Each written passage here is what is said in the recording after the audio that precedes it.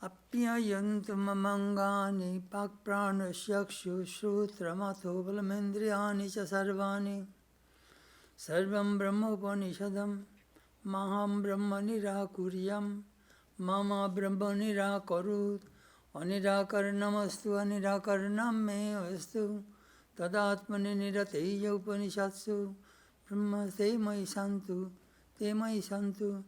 Om Shanti Shanti Shanti. May quietness descend upon my limbs, my speech, my breath, my eyes, my ears. May all my senses wax clear and strong. May Brahman show himself unto me. May I never deny Brahman nor Brahman me. I with him and he with me. May we abide always together. May there be revealed to me who am devoted to Brahman, the holy truth of the Upanishads. Om, peace, peace, peace be unto all.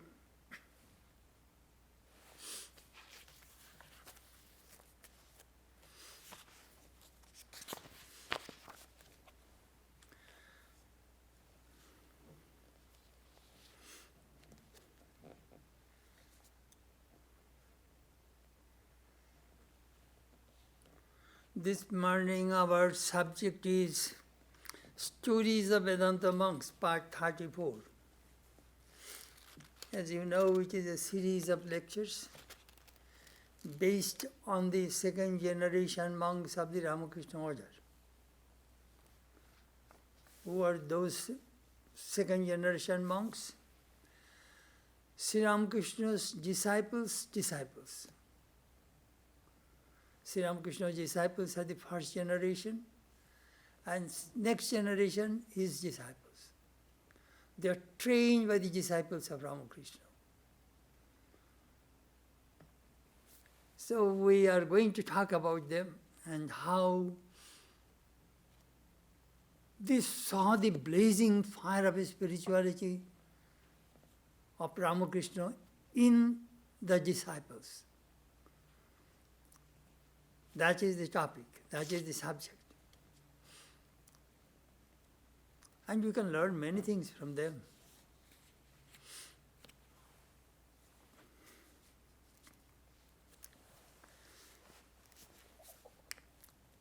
Swami Chetanananda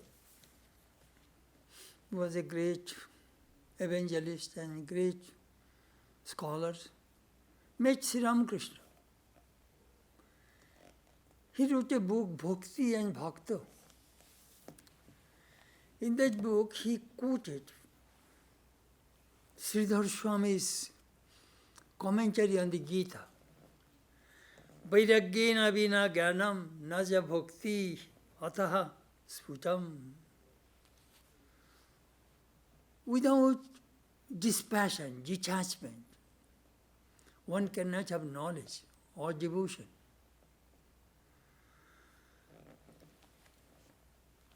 And that dispassion, detachment or renunciation come after we finish all of our enjoyments in this world. When we become disgusted, then we give up. Until we get disgusted with the world, we shall never give up. So he mentioned, and then comes our minds turn toward God. That is the way it works.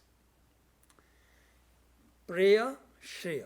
Preya means pleasant, pleasures in this world, and Shreya means devotion or knowledge of God. So until you finish this one, you cannot have the other. Abhudita Gita says, Mukti michhati me chet tato vishayan vishavat taja. If you really want liberation, you will have to give up this sense enjoyment like poison.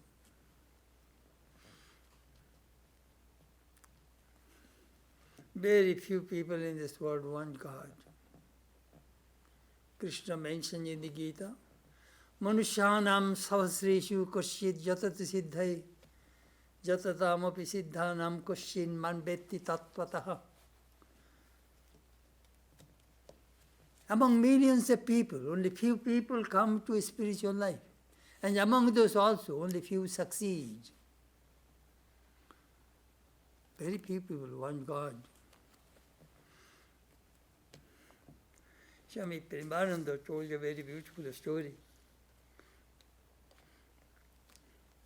Somebody asked him, you are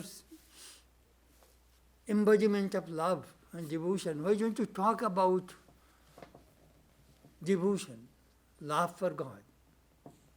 Swami told the audience, I don't see anybody here who is fit, capable to listen to talk about God. Listen to have devotion. When they want, I don't find anybody here. Then he told a story that one hawker was selling love and devotion in the market. So he was saying, hello, who wants to buy love and devotion? Who wants to buy love and devotion? So somebody opened the door, ferry, hawker on the street. How much is the price of your devotion? No, it is priceless. Tell me, how can I get it? You'll have to give your head. In this way, he went door to door. Nobody wants to give their head to God. So he said, who wants devotion? Who wants love for God?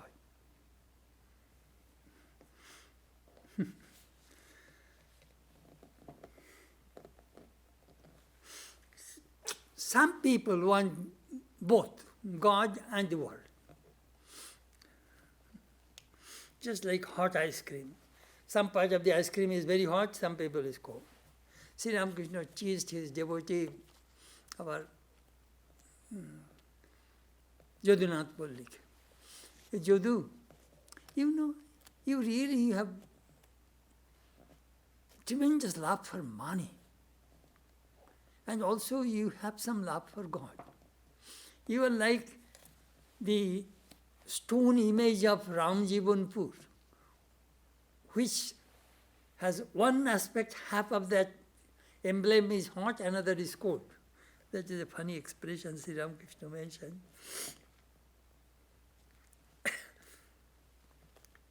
There is a famous saying, Jab mai tha tab hari nahi, jab hari tha tab mai nahi, prema goli oti saakori. When you say God, there is no world. And when there is a world, there is no God. A God and world never go in the same path. As in the day and night never stay together. When light comes, darkness goes away. When darkness comes, light goes away. But we want both. And it's an amazing thing in our life. Love is the force, guiding force in human life.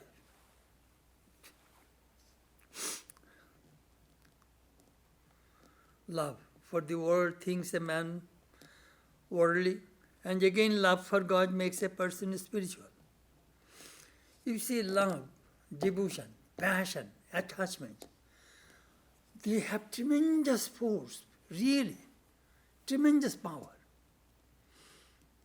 It is for the sake of love for the child, mother forbears so much pain, agony.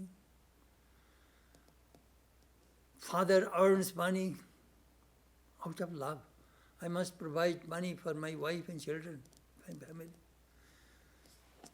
If you see that your every movement is moving toward love. We love our bodies. How much time, money we spend for money. We don't want to die. We love this body.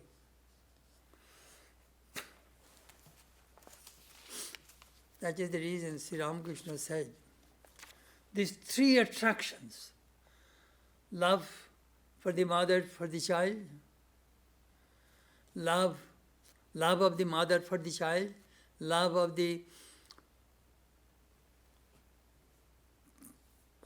spiritual, love of the shoti, chaste wife for her husband, and love for a miserly person for money.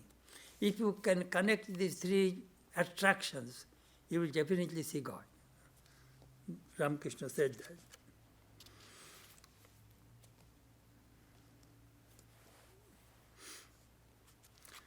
Your love for God, love for holy person, love for scriptures, love for your spiritual pursuit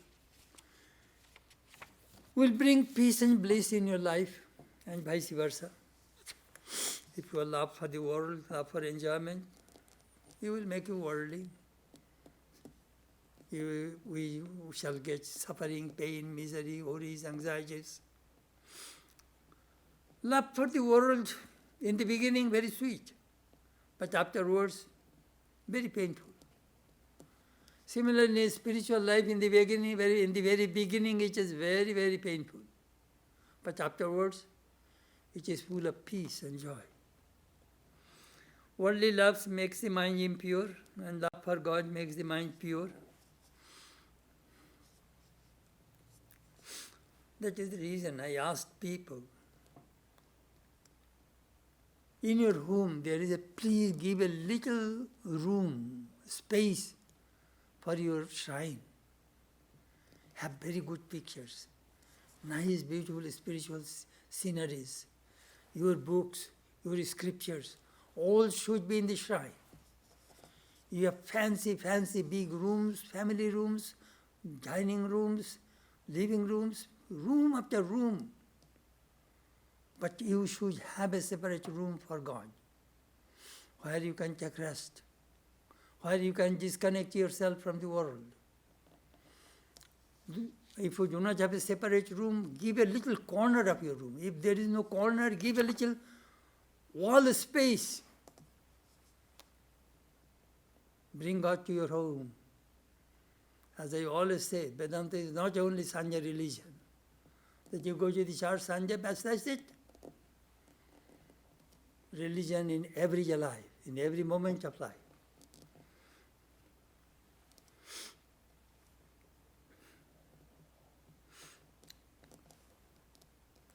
When we see those beautiful pictures of Ramakrishna, Jesus, Buddha, we get that kind of vibration. And if Sri Ram, Holy Sri Ram, Shastri Ramakrishna says, if you have the picture of the Queen Victoria or baseball players, you will get that kind of vibration. If you really want a spiritual vibration, decorate your house accordingly.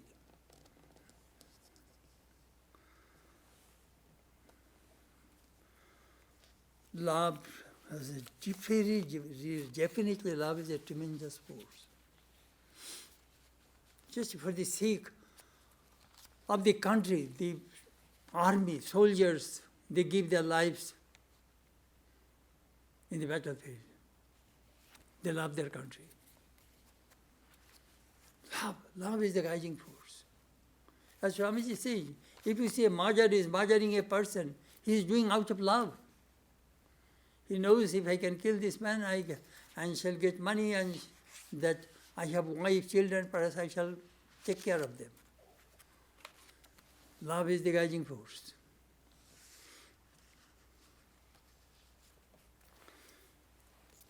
Anyhow, now I shall start my topic.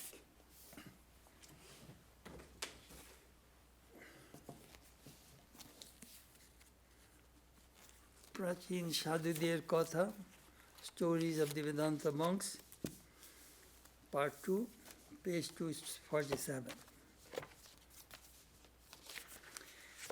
This is the, I think 2-3 years ago I went to New York.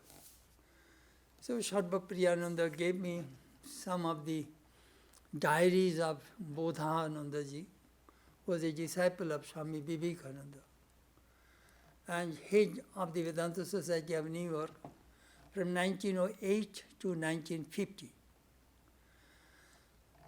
In his diary, I found some beautiful reminiscences. Some I told you in the last time on Holy Mother. Today I shall tell you about Swami Vivekananda, his monastic guru. I shall sum up some of his reminiscences. He said in 1890, he came to Baranagar Math. At that time, Swamiji was not there. Swamiji was traveling in India. So he got acquainted with some of the disciples of Sri Ramakrishna, especially Swami Ramakrishnananda, who was managing the center at that time. But this Swami was a student of Beauvais Metropolitan School, where Swamiji was the headmaster for 3 months. So he saw Swamiji, but he never met him personally.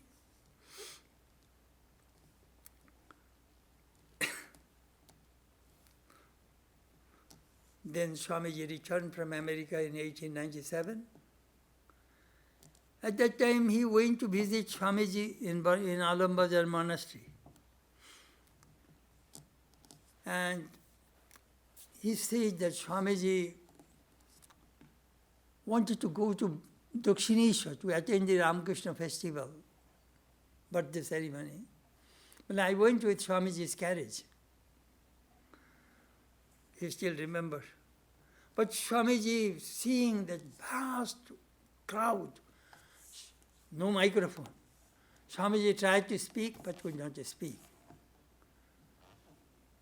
which is not possible. The people are so many and there is so much noise he could not speak.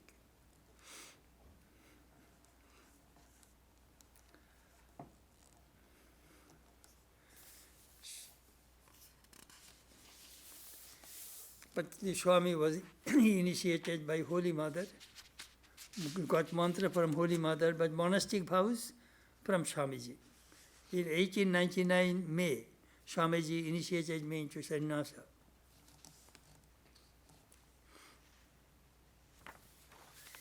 Then he gave some beautiful information that second time when Swamiji was coming back to America, it was 20th June 1899. Swamiji was coming down from his room. He looked at he very beautifully mentioned. Swamiji was coming down over the steps and all monks, they are also following him. Then he stopped and looked back and said, "Let me tell you one thing. He never think yourself that you are weak. Tumi durbal huyo na." Then he quoted that verse from the Bhagavad Gita. Klebhyam masmagama partha naitatva upapaidate kshudram hrida durbullam tyaktatishya parantapa. Krishna said to Arjuna, Arjuna, never yield to this unmanliness. It does not befit you.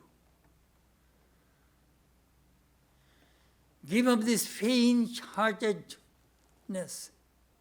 Stand up and fight.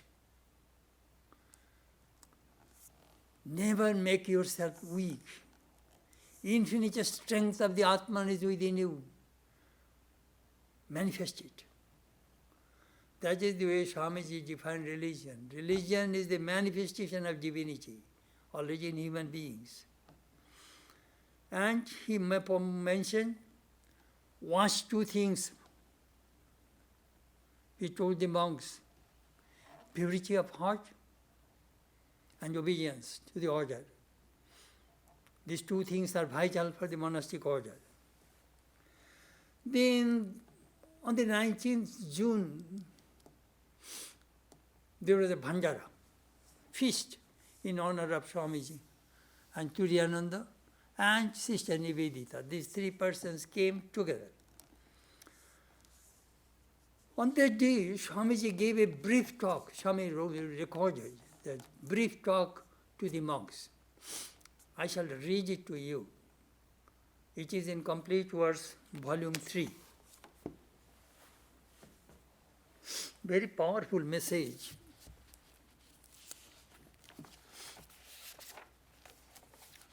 The title is Sannyasa, its Ideal and Practice.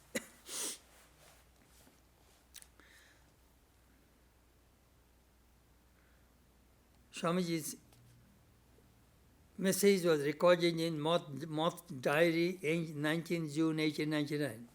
This is not the time for a long lecture, but I shall speak to you in brief about a few things which I should like you to carry into practice.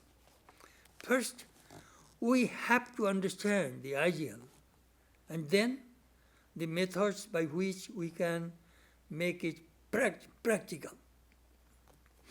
Let all of our actions, eating, drinking, everything that we do, tend towards the sacrifice of ourselves.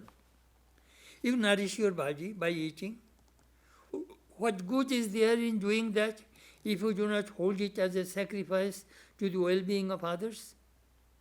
You nourish your mind by reading books. There is no good in doing that unless you hold it also as a sacrifice to the whole world. For the whole world is one. You are rated a very insignificant part of it, and therefore it is right for you that you should serve your millions of brothers rather than aggrandize this little self. Then he quoted from the Gita. I love this verse.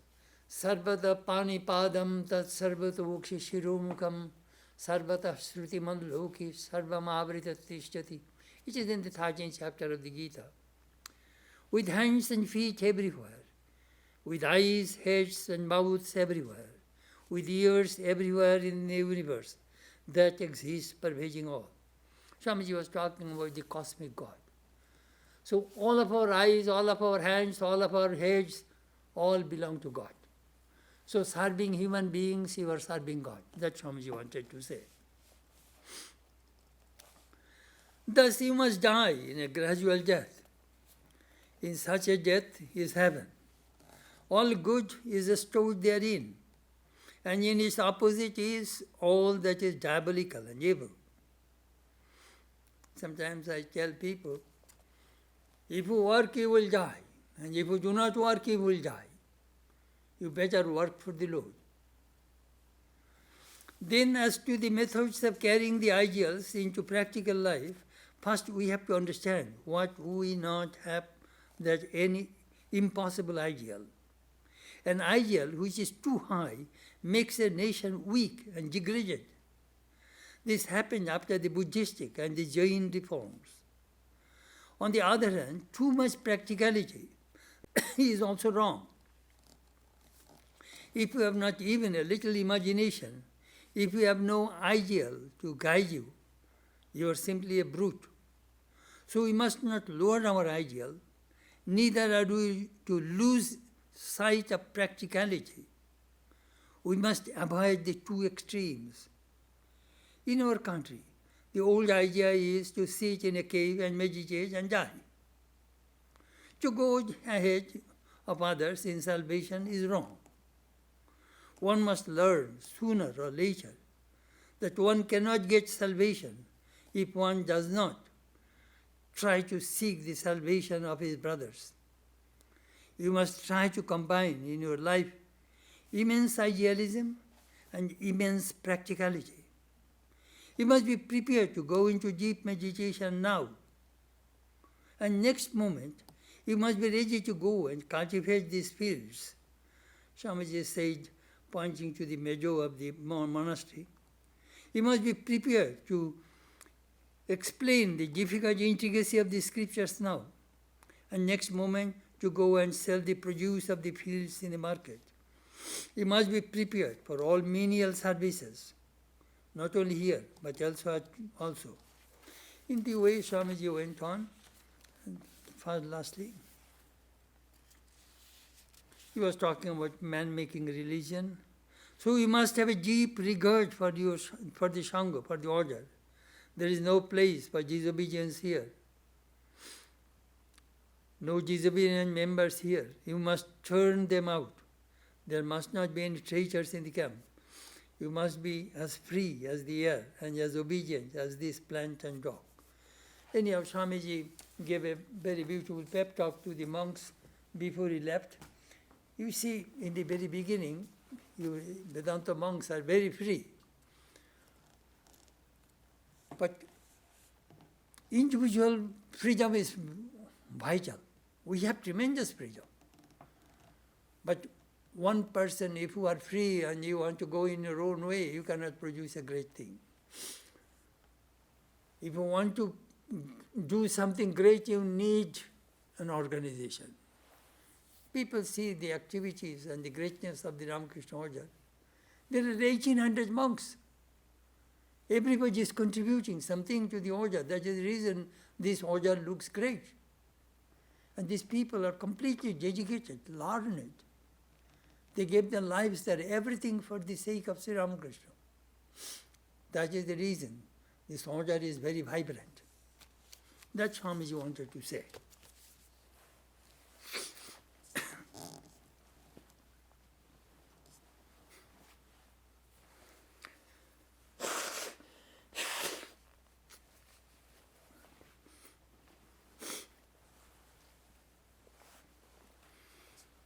Swamiji quoted two verses in that talk from the Niti Shatakam. Some people may criticize you, some people may praise you. You might have lot of money, or you might not have money at all. You may die today, or you may not die tomorrow, or you may die tomorrow. But a true human beings, Manushi, a man of character, will never deviate from the path of righteousness. Your mind, your speech, your body should be full of spirituality. And all of your focus should move towards the good of humanity. Moreover, try to magnify anybody's little goodness like mountain. That shows that you have a gigantic heart. Such kind of people are very few in this world. It is in Niti Shatakam by Bhartrihari. Swamiji came back in 1900 from the West to India. Then in 1902, in February, Swamiji went to in Benares, and Swami Bodhananda was then in the Himalayas. He came to see Swamiji. Though Swamiji was eating his lunch, the Swami said, Maharaj, you are eating this kind of fish. I saw this kind of fish in Konkhal, in Hardwar, in the mountains, some kind of fish. People do not eat fish in that area. Anyhow, so I had a desire to give this fish to you, seeing that fish in the Ganges. But I see that that fish you were eating here. Then Swamiji said, you know, there is a power of human willpower. If your power is very strong, that will be fulfilled. Look, you had a desire for that, and that desire has been fulfilled in Benares. Don't keep that kind of desire anymore. Then the Maharaja of Benares came to see Swamiji and asked, Maharaj, Swamiji, I shall give you money. Start a Vedanta center in Benares. Swamiji agreed. He asked Swami Bodhananda, why don't you take charge of this place? Maharaj, in Benares there are so many great scholars, so many schools. What is the necessity? I feel very insignificant in this connection. Swamiji said, look, whatever you studied, whatever you know, that you tell to the people. That is enough. You are not going to compete with scholars. Swamiji now is a very positive person. We never find a negative statement from him. Always positive. Then, of course, Swami Shivananda came and just started the Benares ashrama. In 1902, in March, Swamiji was not well, so the Ayurvedic doctor asked him to take only milk, no water. He has some diabetes and is some kind of swelling in his body. So he says, no water, but he can drink milk. So Swamiji was laughing and told Swami Niranjananda, hey, no, this doctor is stupid. He does not know that 90% of the milk is water. All right, he asked me to drink milk, I shall drink. That is okay. Very funny. And Swami Niranjananda told the doctor also what Swamiji said. Then another monk in the monastery, they are in a jovial mood. Swami Nityananda came and said, Swamiji, I saw a frog in that pond is sneezing. Swamiji said, Nityananda, this is Kali Yuga.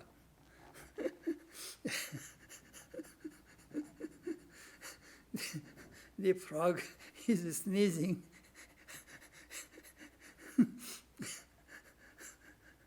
When the frog lives near the water, so he got cold. Sri Ramakrishna made another funny statement. He said, you know, he told Ramchandra Datta, a God's way is inscrutable. It is hard to understand what is in his mind. Look, coconut grows on the top of the tree, all the time gets sunshine, but if you drink coconut water, it is very soothing in the body. And the water chestnut which grows under the water, if you eat them, it is a hot effect on the human body. Then he said, you see, in the blacksmith, he is pulling the bellows, sitting near the fire all the time, he gets cold. And here is a diver, goes under the water, his body is heat, he is drinking some soft drink or cold drink. So, you see, this world is very different. There was one devotee of Sri Ramakrishna, and his name is Bhai Bhupati. So there was another little strange monk, his name was Swami Jnanananda, Dakha Maharaj. He was a little crazy. So Swamiji said, Brother Bhupati, this Daksha is sometimes is very uncontrollable. Could you tell him something? Of course, Swamiji, I can go and tell him, hey, what kind of madness do you want? You are mad only one generation. My 14 generations are mad. You cannot compete with me. And Swamiji listened to their talk and he was laughing. Swamiji was very humorous. He made the monastery lively. You know, most of the disciples found when Swamiji was in the Belur Math, it is when spirituality is bubbling up, joy, happiness, peace.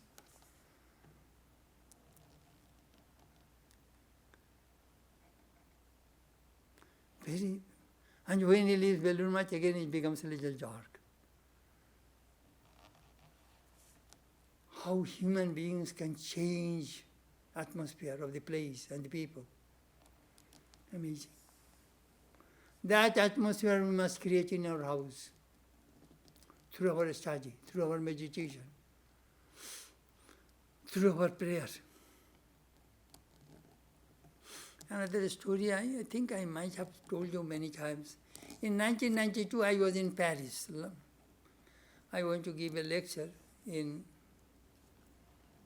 I went to conduct a retreat in Amsterdam. Then I visited Paris. In Greece, I was a few days. So they asked me to give a lecture. I lectured and another monk translated into French. There I found a reminiscences of Swamiji by Bodhananda, which was with Swami Siddheswarananda, who was the head of the Swami of that center, died in 58 or 59. He said that one day Swamiji had a desire to worship in Belur, in the shrine. Swamiji went to the shrine and other monks wanted to see how Swamiji worshipped Sri Ramakrishna. So Swamiji sat and meditated for long hours. Then he got up and took the tray of flowers and put one flower on the head of each disciple. And then the remaining flowers he offered to Sri Ramakrishna. That was his worship. Then Swami Bodhanandaji explained to the monks, generally we offer flowers first to Sri Ramakrishna, then we may put flowers to others, give flowers to others. But Swamiji did something opposite.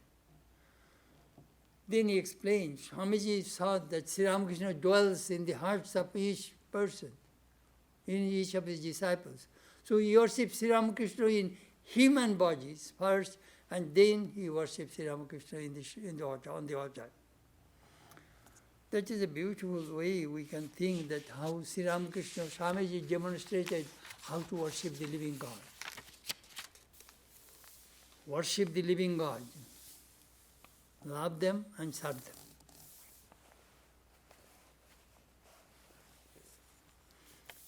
That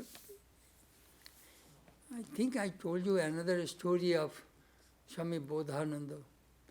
The day Swamiji passed away, 4th of July, 1902, Bodhananda was cooking for Swamiji's dinner.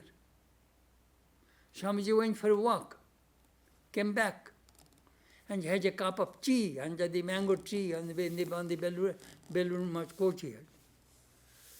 Then the Vesper started. It was July. Generally, Vesper starts around about 6:45 to 7. The sunset is late in summer. So Swamiji was going to his room and Swami Bodhananda followed him. Swamiji's room was upstairs. He entered inside and he got up to second steps. And then he told Swami Bodhananda, how much money do I have in my wallet? Swamiji, maybe 4 or 5 rupees. You know, the other day I went to a monk's room and found his mosquito curtain was torn. Buy a mosquito curtain for that monks with that money. Otherwise he would be bitten by that mosquito and he will get malaria. That story I found in one of the magazines of Bodhananda published in 1933-34. Name of the magazine was Vedanta Darpan, the mirror of Vedanta. That story really inspired me. Here is a person who is going to die within 2 hours. It was 7 o'clock, Swamiji died at 9:10. Within 2 hours this man is going to die. And he is thinking of a mosquito curtain of a monk. What a great heart Swamiji had. People say he was born with the heart of Buddha and the intellect of Shankara. That incident I shall never forget. Whenever I go to Belur Math, I touch that step. Always I touch that step. I bow down to that step where Swamiji stood. Then I shall tell you a few stories of Swami Akhandananda recorded by Swami Apurvananda. Apurvananda, I knew him very well. He was the head of the Advaita Ashrama in Banaras. Maharaj was very fond of me.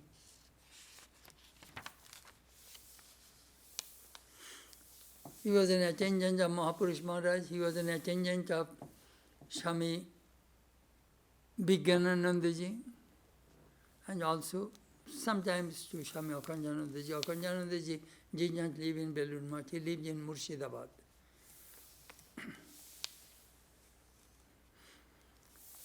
Swami Akhandananda was not well.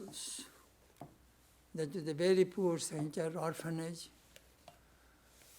So he was asked to come to Calcutta for treatment. He stayed in a rich devotee's house. So when he came to see Swami Shivananda in Belur Math, Shivananda says, "Brother, you are staying in a rich home and you have forgotten us." Akhandananda says, "Maharaj, Dada, my brother, my health is really bad. I came for treatment, and these people, devotees, are arranging all my diet. Our monastery is so poor, cannot afford to buy that kind of diet and food. So I am staying there."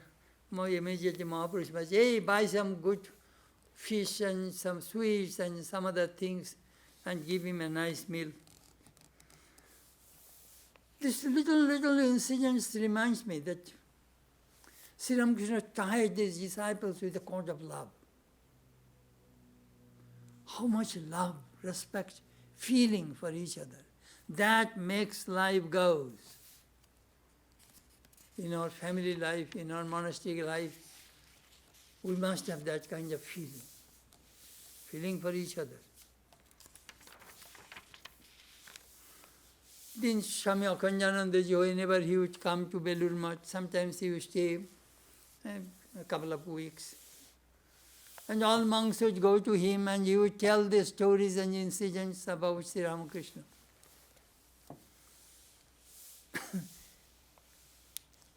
He says, when I first went Sri Ramakrishna, I used to practice pranayama. Sri Ramakrishna told me, no, don't do pranayama, that is not for you.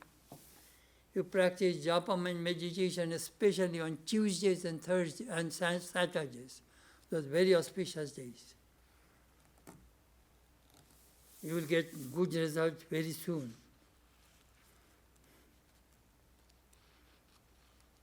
You are a Brahmin boy. You must repeat the Gayatri Mantra 3 times a day. Sri Ramakrishna's training.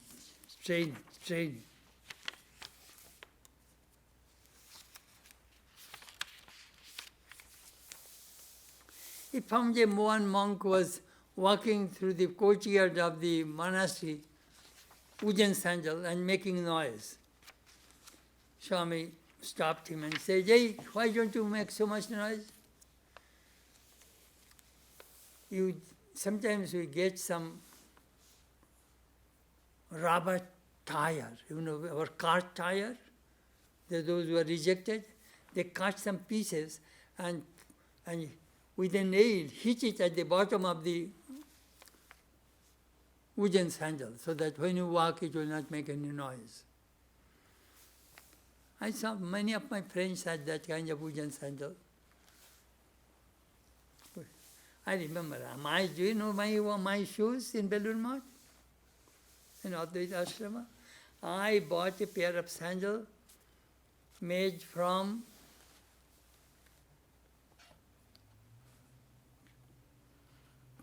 tire of the car tire. Price 4 annas. You will have to nail it. Even a thief will not steal my sandal. Sometimes in Belur Math, if it is a rain, it doesn't matter. Nobody will steal it. That is the way I used to live for many years. Now I have good sandals, good shoes. Then he found a monk was drinking water standing. Hey, no. You must sit and then drink water. Look, Sri Ramakrishna told me 2 things. Never drink water while standing. And never think in this way, mu gale hat diye bhabbina. And sometimes, we put our hands like this, and in this way we get worries and anxieties. Well, never do that. That means you have no faith in God. Sri Ramakrishna is looking after you. Why should you suffer from worries and anxieties? God will do what is good for you. have established relationship with God, with your Guru, with your chosen Gigi. These are the little things, as I told you, we can learn from these old sadhus.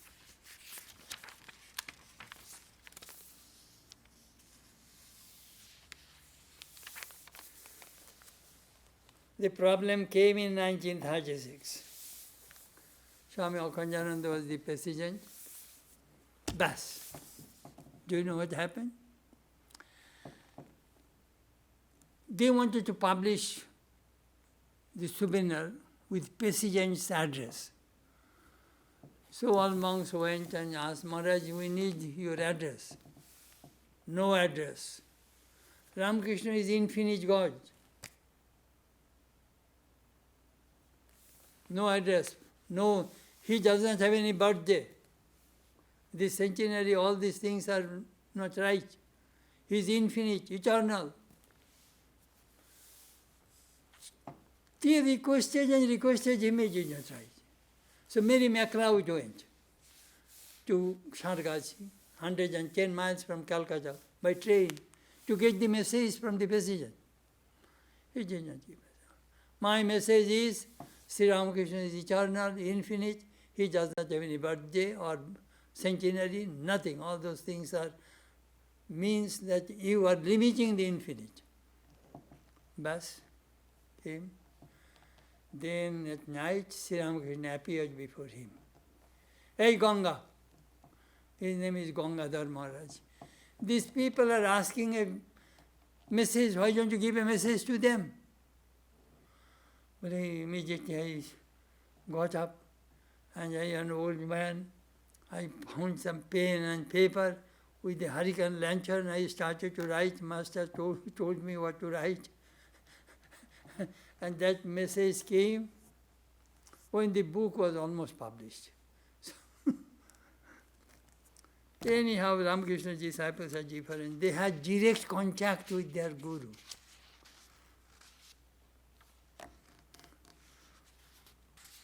He mentioned that Sri Ramakrishna came and said, asked me to write the book. Sometimes we read, I think I told you that story, Swami Brahmananda collected the teachings of Sri Ramakrishna. It was in Banaras. Sri Ramakrishna appeared before him and said, hey, Rakhal, that teaching you recorded, I did not say that. Maharaj got up at midnight, called his secretary and said, hey, bring the manuscript, cut that one. Thakur came and told me he did not say that. Then he remembered, I learned that story from a Gujarati monk. From a Gujarati monk I heard that story that due to my forgetfulness I incorporated in Sri Ramakrishna's teachings. What was that story? A holy man was bathing in the river and a scorpion was carried in the water. Was carried by the water. So he rescued that scorpion and the scorpion stung this holy person and he was in deep pain. Again the scorpion jumped into the water. Again the scorpion rescued. The holy man rescued it. After 3 times, another person asked that, this scorpion, let it die. Why are you suffering to rescue? For rescuing this poor creature. It's vicious. This creature is vicious, a scorpion. The holy man said, it is the nature of the scorpion to sting and to give pain, to poison others. And it is the nature of a holy man to rescue. And the poison cannot give up its nature, I cannot give up my nature. That is the story. He put it in Sri Ramakrishna's name. That is a fantastic story. Anyhow, that is the way we find when we read those books, how authentic they are. I gave all classes on that words of the Master. Perhaps you will find in our website, it is there. Teachings of Sri Ramakrishna recorded by Swami Brahmananda.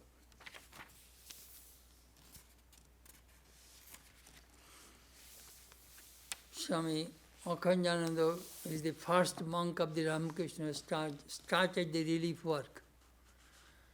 He started that ashrama in Sargachi. Beautiful ashrama. I went a few times.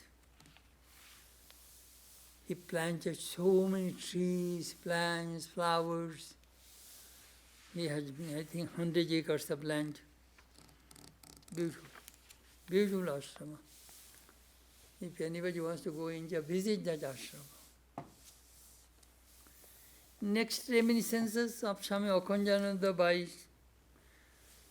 Shashanka Bhushan Bandyopadhyay. I knew him very well. He is a brother of Swami Niramanandaji, Shashankoda. Very nice person. He was a scientist, professor. He mentioned, Durlabam Trameva itat devanugraha hetukam manushyatam mumukshittam mahapurusha samshaya. These three things are rare in human life. Shankara says, human birth, desire for liberation, and the company of a great soul. But I have a great advantage to have the company of Swami Akhandananda. He wrote his reminiscences. But in 1936, I was studying MSc. So I went and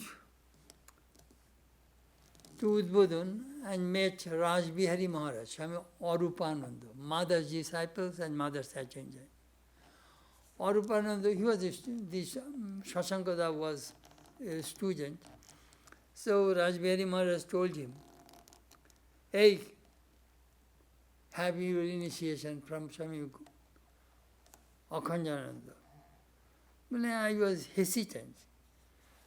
Then Swami said, don't you understand the inverse square law? But yes, I know. How do you know? But I know it from your teacher. Then Swami explains, Sri Ramakrishna's moto punjibito adhyatmik shaktir abhirbhav yuga sandikha nahi hoy.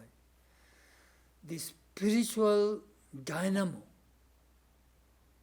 was created by Sri Ramakrishna in this age. It is a rare occasion.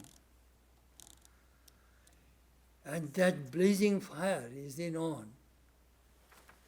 You light your own lamp from that blazing lamp, blazing fire, and illumine yourself. These disciples of Ramakrishna will not live long.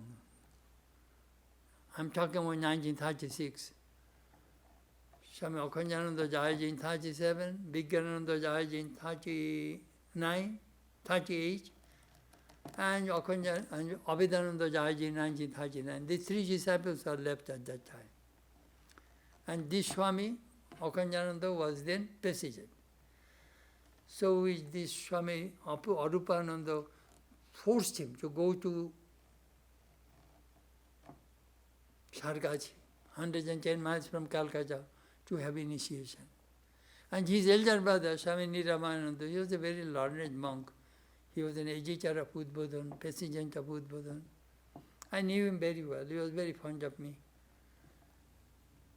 And this Shashankoda went and got initiation from Maharaj. Very nice. He was a bachelor, very good person.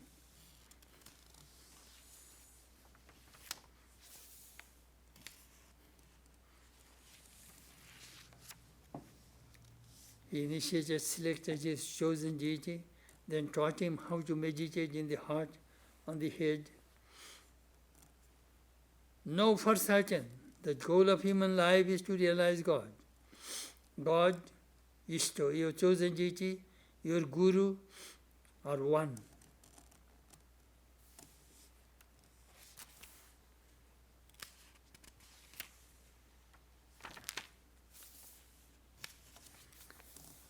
On that day, Swami Sarvagatanandaji also initiated.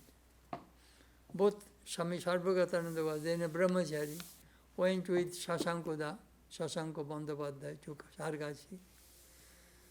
Sarvagatanandaji is a story I told you many times. He was the head of the Vedanta Society of Boston and Provisions for many, many years.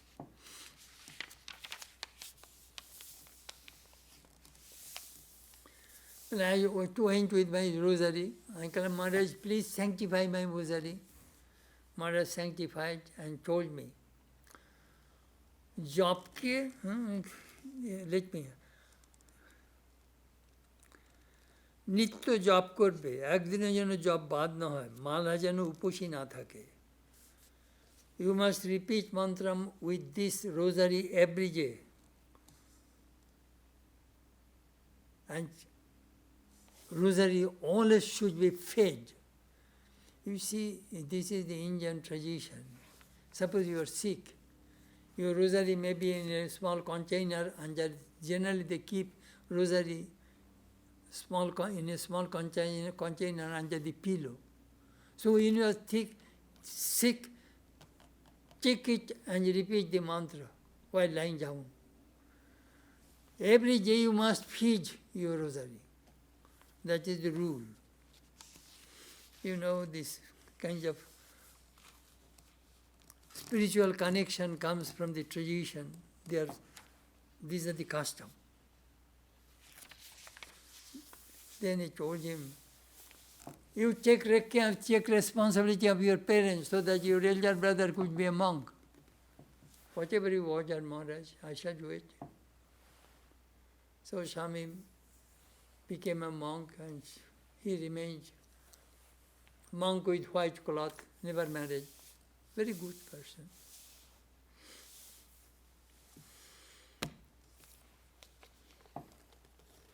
Up to this today.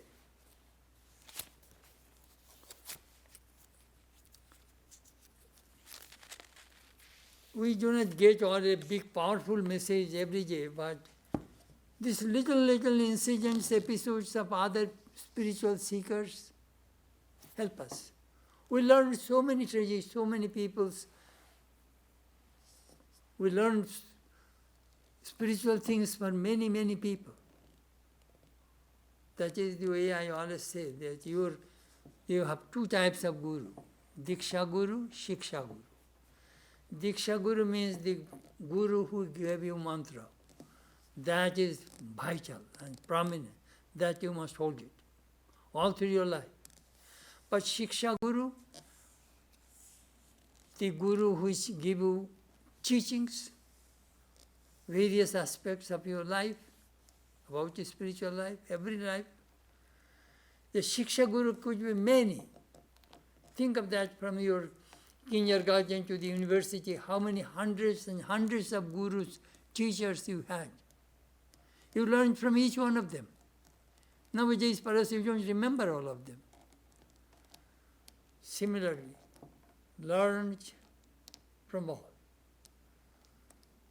And enrich yourself. Sri Ramakrishna says, as long as I live, so long do I learn.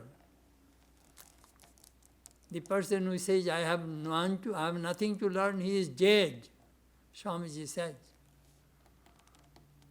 These monks, the stories which I told you today, there are so many things we can learn. Most people do not have good background. But these monks demonstrated what is called the spiritual life. Thank you very much. Matma me shuddhantam jyotiraham viraja vipapma bhuyasam. Antaratma me shuddhantam jyotiraham viraja vipapma bhuyasam. Paramatma me shuddhantam jyotiraham viraja vipapma bhuyasam.